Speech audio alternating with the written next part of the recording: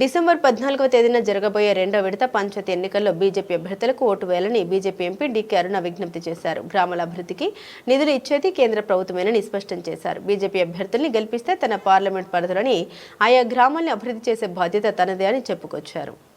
మేము గెలిస్తే 2 కోట్లు వస్తాయి, ఊరికి 3 కోట్లు వస్తాయని ఏడికేళ్ళు వస్తావో చెప్పాలండి.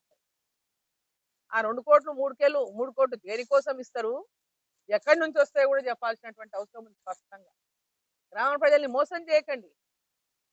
ఈరోజు ఇందిరమ్మ ఇళ్ళని కడుతున్నారు, గ్రామాలలో ఇందిరమ్మ ఇళ్ళని ఆశ చూపిస్తా ఉన్నారు.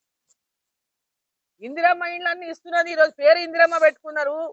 ప్రధానమంత్రి ఆవాస్ యోజన కింద కేంద్ర ప్రభుత్వం నరేంద్ర మోదీ గారు ప్రభుత్వం ఇస్తున్నటువంటి ఇండ్లు అవన్నీ. ప్రధానమంత్రి ఆవాస్ యోజన అని పెట్టుకున్నారు, మోదీ గారి ఆవాస్ యోజన అని పెట్టుకోలేదని పేరు, మోదీ ఆవాస్ యోజన అని పెట్టలేదని పేరు, ప్రధానమంత్రి ఆవాస్ యోజన అనేటటువంటి పేరు పెట్టినారు దాన్ని. ఇక్కడనేమో ఇందిరమ్మ ఇండ్లు అని చెప్పి ప్రజల్ని మోసగిస్తా ఉన్నారు. ఇందిరమ్మ ఇండ్ల పేరిట పేదవాళ్ళకి కాకుండా అనేక మంది పేదవాళ్ళకి ఇండ్లు ఇవ్వకుండా ఇందిరమ్మ కమిటీలని, ఇగో మాయంబడి ఉంటేనే మేము ఇస్తేనే మీకు ఇండ్లు వస్తామని ఈరోజు ప్రజల్ని మభ్యపెట్టి మాకు ఓటేస్తేనే మీకు ఇండ్లు వస్తాయని, ఇది ప్రజల్ని మోసగించడమే. ప్రజలు కూడా మోసపోవద్దని చెప్పి నేను కోరుతా ఉన్నా. ప్రధానమంత్రి ఆవాస్ యోజన కింద నిధులు ఇస్తున్నది ఎవరు, కేంద్రం నుంచి నిధులు ఇస్తున్నది ఎవరు, నరేంద్ర మోదీ గారి ప్రభుత్వం విషయాన్ని ప్రజలు గుర్తుపెట్టుకోవాలని చెప్పి కోరుతా ఉన్నా.